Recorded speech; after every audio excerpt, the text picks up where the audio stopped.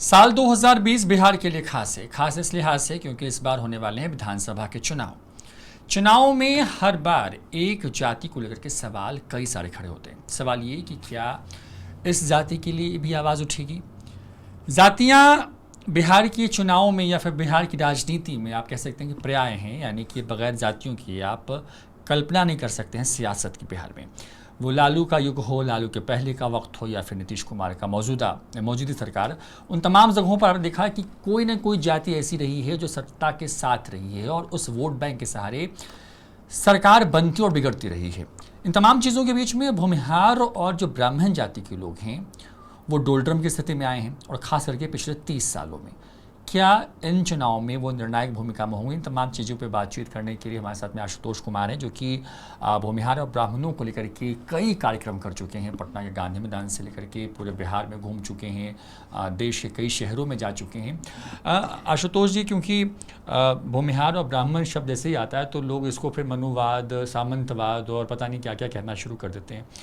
पहला सवाल ये कि 2020 के विधानसभा चुनाव में क्या ये तय करने वाली जातियाँ होंगी सत्ता को?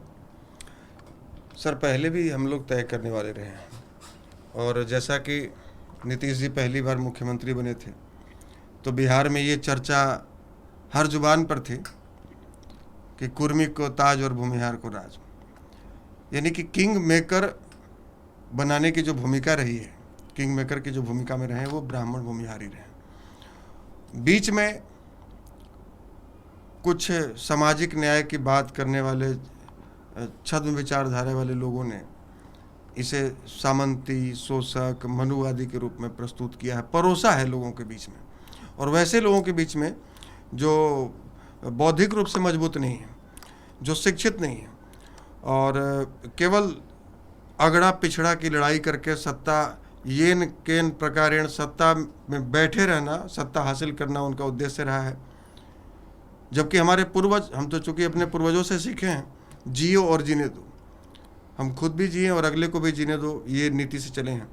और जैसा कि अभी विगत 7 नवंबर को गांधी मैदान में आपने भी देखा होगा, पूरे बिहार ने देखा कि जो समाज जिसके बारे में एक आम अवधारणा बनी है कि यह समाज कभी एक नहीं हो सकता, सबसे बुद्धिजीवी समाज, और वो लाखों की संख्या में एक आह्वान पर जुटे पटना के गांधी मैदान में, तो ये निश्चित रूप से बदलाव का इशारा है।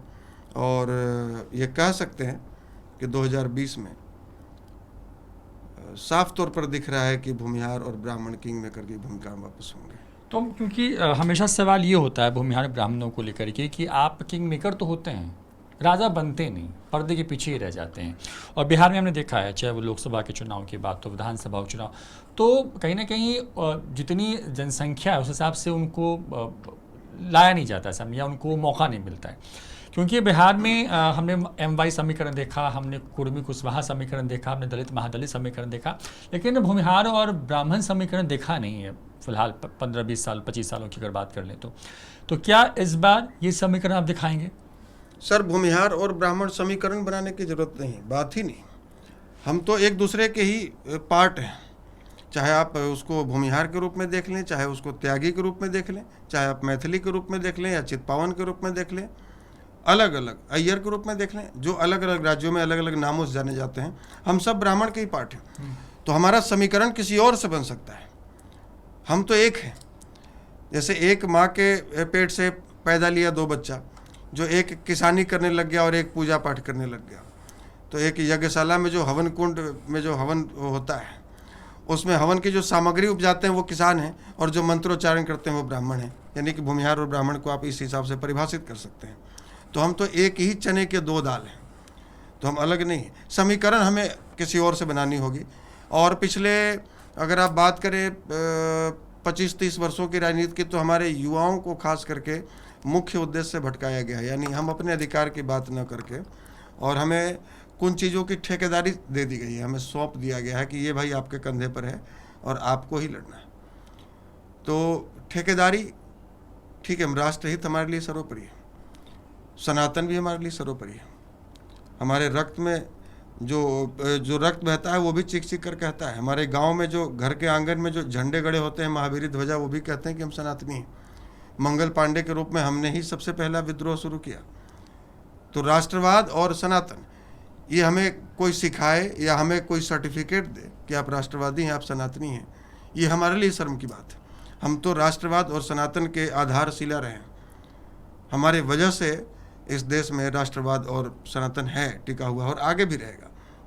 साथ साथ हमें जो हमारे अधिकारों से वंचित किया जा रहा है उसके लिए भी आवाज़ उठाने की ज़रूरत है, और हमें लगता है कि अब उसके लिए हमारा युवा पीढ़ी अब जाग चुका है, और 99% आप कह सकते हैं कि लोग अब अपने अधिकारों को समझने लगे हैं, और जो राजनीतिक कुचक्र जो गढ़ा गया था, फूट डालो राज करो, इस कुचक्र को समझ चुके हैं और इसे तोड़ने का मूड बना चुके हैं।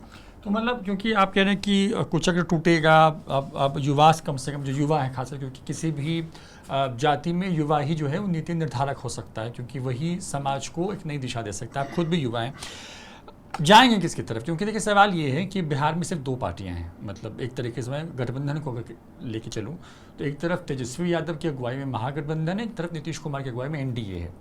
आशुतोष कुमार भूमिहार ब्राह्मणों को किस तरफ लेके जाएंगे? क्योंकि हमेशा से यही स्थिति रहती है बिहार में, जब चुनाव आने वाले होते तो ये वोटर तय नहीं कर पाता कि जाना किस तरफ है, क्योंकि 15 साल हमने मौजूदा सरकार को भी देखा है, इसके 15 साल तक हमने उस दौर को भी देखा जब कई सारे नरसंहार हुए, और ज़्यादातर नरसंहार जो थे वो जातिगत नरसंहार हुआ करते थे।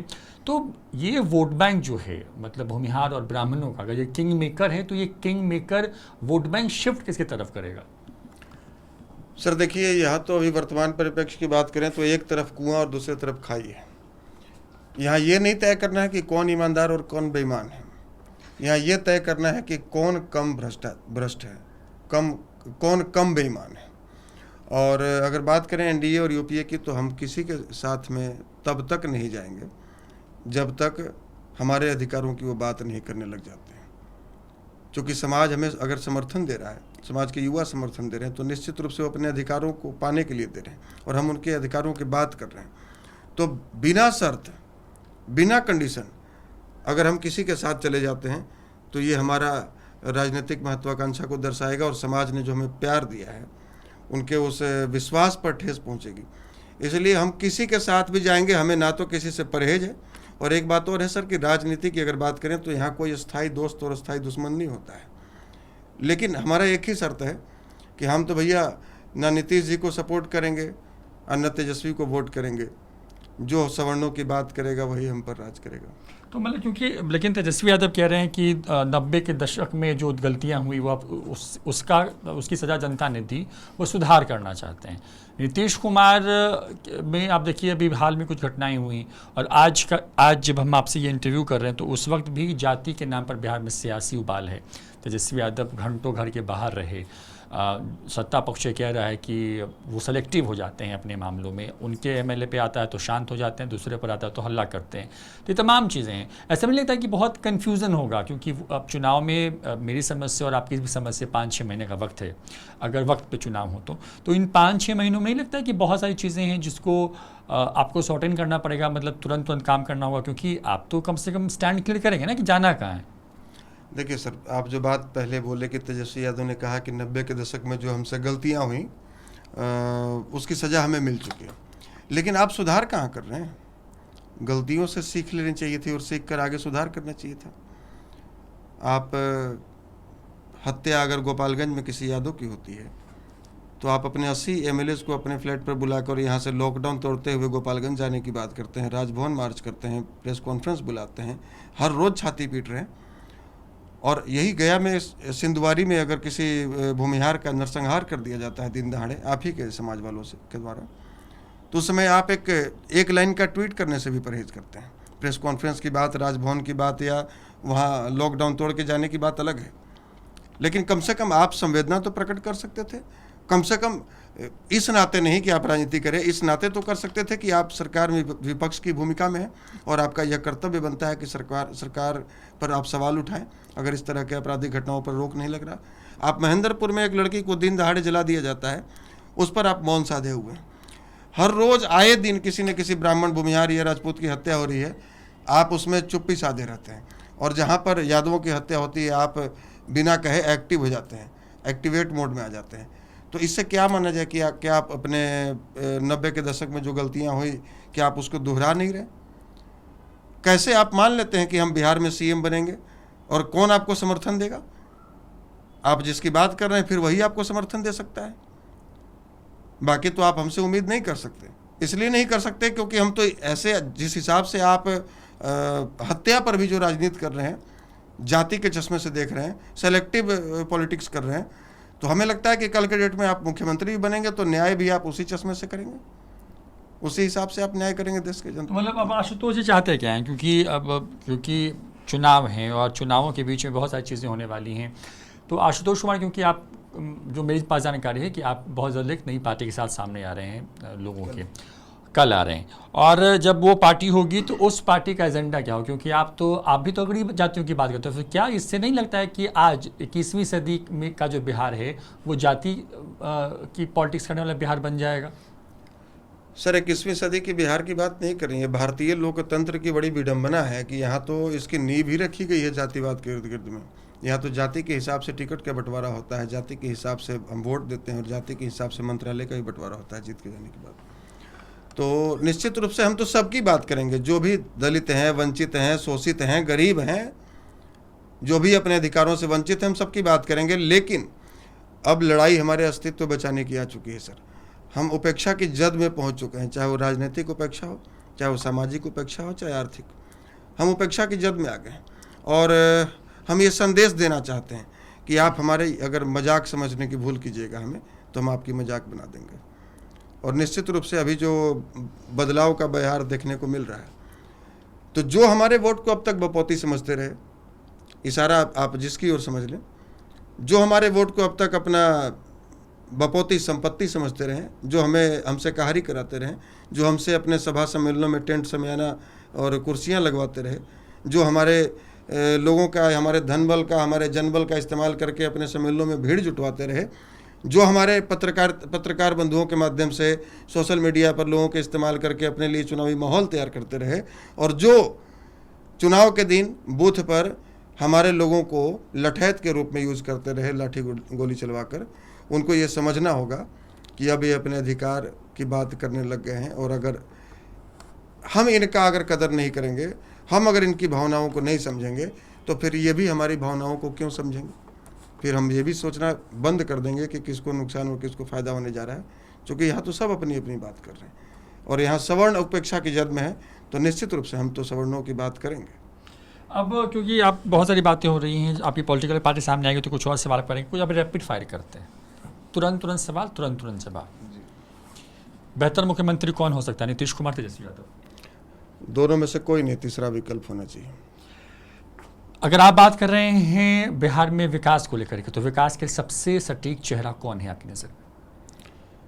फिलहाल तो ये बिहार वासियों को तय करना होगा कि सटीक चेहरा कौन है, और जिसके पास विजन हो, जिसके पास एक सोच हो कि हम बिहार को विकसित राज्य बनाना चाहते हैं, और जो बिहार को अगले आने वाले 10 वर्षों में कम से कम अग्रिम पंक्तियों में खड़ा देखना चाहता है, जो चाहता है कि जो लाखों की संख्या में जो 40 लाख प्रवासी मजदूर जो पैदल चल के मार खाते हुए यहाँ जो बिहार पहुँचे हैं, वापस बिहार में उन्हें रोजगार मिले, वैसे लोगों को फिलहाल तो इस वक्त कोई दिखता नहीं। लेकिन देखिए, हो सकता है कि आने वाले समय में बिहार की जनता किसी न किसी को पसंद करे। तो या भूमिहार ब्राह्मण की बात, राजपूत की बात कर लेंगे तो उससे विकसित बिहार होगा? सर, हम तो आपको साफ कहें कि चूँकि सबकी बात यहाँ होती है, आप भी चूँकि मीडिया से हैं, आपकी मीडिया में बहुत सारे लीडर्स बाइट देते होंगे, तो आप देखते होंगे कि वो सवर्णों, वो दलितों की बात करते हैं, पिछड़ों की करते हैं, मुसलमानों की बात करते हैं, लेकिन जैसे ही सवर्ण की बात करनी होती है तो उनका मुंह बंद हो जाता है। तो हम सबकी बात कर रहे हैं, चूँकि इस देश पर जितना अधिकार हमारा है उतना ही इसके संसाधनों पर अधिकार दलितों का भी है, पिछड़ों का भी है।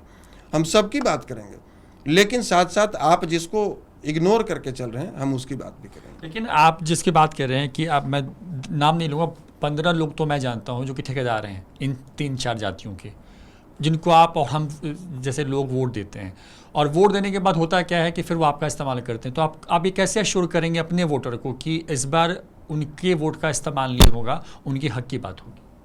सर, इसलिए नहीं होगा चूँकि पहले लोगों के सामने कोई विकल्प नहीं था और लोग मजबूरी में देते थे, और हमारे लोग जो चुनाव के टाइम में सवर्ण बन जाते थे, भूमिहार, राजपूत, ब्राह्मण, कायस्थ बन जाते, और चुनाव के बाद वो कोई भाजपाई, कोई कांग्रेसी, कोई सेकुलर, कोई हिंदू के नेता बन जाते। अब ये हमारे समाज के लोग समझ चुके हैं कि ये केवल चुनाव के टाइम में ही भूमिहार रहते हैं, राजपूत रहते हैं, ब्राह्मण रहते हैं, कायस्थ रहते हैं, और चुनाव के बाद ये अपनी पार्टी के हो जाते हैं, ये अपना मुंह नहीं खोल पाते। आप देखे होंगे कई कद्दावर नेता हमारे समाज में हैं जो नरसंहार हो जाने के बाद भी अपना चोंच नहीं खोले अपने आकाओं के डर से। तो ये बात अब समाज समझने लगा है और बहुत हद तक समझ चुका है। और समाज के पास जब तक विकल्प नहीं था तो विकल्पहीन था, किसी को भी चुनना था तो निश्चित रूप से जहाँ जातिवाद की राजनीति होती है तो अपने जाति वालों को लोग वोट देते हैं। लेकिन अब समाज के पास एक विकल्प है, तो हमें पूरी उम्मीद है और हमने ये विकल्प अपनी मर्जी से नहीं बनाया। 7 नवंबर को 2 लाख समाज के लोगों से सहमति लेकर गांधी मैदान में हाथ खड़े कराकर कि क्या आपको राजनीतिक विकल्प की आवश्यकता है, क्या समाज का अपना राजनीतिक विकल्प होना चाहिए, 2 लाख लोगों ने हाथ उठाकर सहमति जताया। उसके बाद हमने ये फैसला लिया कि हमारे पास विकल्प होना चाहिए। एक अंतिम सवाल, क्योंकि ट्विटर का ज़माना है, तेजस्वी यादव भी ट्वीट करते रहते हैं, तमाम लोग करते हैं, मतलब सत्ता पक्ष विपक्ष। आप भी ट्विटर पे ट्रेंड सेटर के तौर पे जाने जाते हैं, आप भी कुछ नई नई चीज़ें करती हैं। आपने किंग मेकर बनाया भूमिहार ब्राह्मणों को, फिर नई चीज़ें आ रही हैं। तेजस्वी यादव जब आते हैं तो आप भी एक्टिवेट हो जाते हैं। तो ये क्या ट्विटर पर इस बार के चुनाव को देख रहे हैं आप? सर देखिए, अभी तो लॉकडाउन की स्थिति में, ऐसी स्थिति में तो हम लोग सभा सम्मेलन तो नहीं कर सकते, और लोगों तक अपना संदेश पहुंचाना है तो सोशल मीडिया एक बेहतर विकल्प, बेहतर अच्छा माध्यम है। और ट्विटर की बात करें तो ट्विटर भाई जितने भी प्रोफेशनल लोग हैं, चाहे हमारे प्रधानमंत्री जी हों या जितनी बड़ी मीडिया है या जो भी लोग हैं, तो सब लोग ट्विटर यूज़ करते हैं। और ट्विटर पे ट्रेंडिंग का बड़ा ये क्रेज रहता है कि जो ट्रेंड हो रहा है तो पूरे इंडिया में लोग जानते हैं। एक दिन हम लोगों ने, जैसा कि आपने कहा, किंग मेकर भूमिहार ब्राह्मण भी इंडिया में नंबर 1 पर ट्रेंड करवाया। बिहार में सुबह 7 बजे से ही शाम को 8 बजे तक ट्रेंड करता रहा। आज भी बिहार में नंबर 1 पर ट्रेंड हम लोग करा रहे हैं, बदलो बिहार, और जिसका टैगलाइन है अब की बार बदलो बिहार। और बदलो बिहार हमारा एक मिशन हम लोग स्टार्ट किए हैं, जिसके तहत हम रोज़गार की बात कर रहे हैं, जिसके तहत बिहार के विकास की बात कर रहे हैं, और भी बहुत सारी बातें हैं। और आज बिहार में अभी वो नंबर 1 पर ट्रेंड कर रहा है। आप देख रहे होंगे तेजस्वी जी भी अपना लगाए हुए हैं जोर शोर, तो उनको पछाड़ कर हम लोग नंबर 1 पर हैं बिहार में। और इंडिया की बात करें तो इंडिया में भी हम लोग 10वें नंबर पर हैं, लोग लगे हुए हैं, साथी लगे हुए हैं। तो ये एक अपनी ताकत एहसास कराने का एक माध्यम होता है, और ऐसा लगता है कि भाई आप हमें इग्नोर नहीं कर सकते, आप हमें दरकिनार नहीं कर सकते, और अगर दरकिनार करेंगे तो आने वाले समय में आपका बुरा स्थिति हो सकता है। हम लोग एकजुट हो चुके हैं, जागरूक हो चुके हैं। बिल्कुल, तो बिहार के भूमिहार और ब्राह्मण जो हैं, जो अगड़ी जातियाँ हैं, वो जागरूक हो चुकी हैं, एकजुट हो चुकी हैं, चुनाव में किंग मेकर की भूमिका में होंगी। ना नीतीश कुमार ना तेजस्वी यादव किस विकल्प की तरफ जाएगा ये वोट बैंक, इस पर न्यूज फोनेशन की नज़र है। लेकिन बिहार में भूमिहार ब्राह्मण जो वोट बैंक है, उसको एक नया विकल्प बहुत जल्द मिलने वाला है। आशुतोष कुमार एक नई पार्टी का ऐलान करने वाले हैं, जो इन तमाम लोगों के साथ साथ बिहार के उन तमाम वंचितों की आवाज़ उठाएगा जो समाज में शोषित होते रहे। जाहिर तौर पर इन तमाम चीज़ों के बीच में एक बार फिर से बिहार जो है वो आगे बढ़ रहा है विधानसभा चुनाव की तरफ। और इन चुनाव में सबसे महत्वपूर्ण जो चीज़ नज़र आ रही है वो ये कि क्या इस बार भी जो चुनाव होंगे वो जाति आधारित होंगे, क्योंकि जिस तरीके से अब अपनी जातियों के लिए आवाज़ उठने लगी है, उससे इशारा इसी तरफ है। सहयोगी आकाश के साथ रोहित कुमार, न्यूज फोनेशन पटना।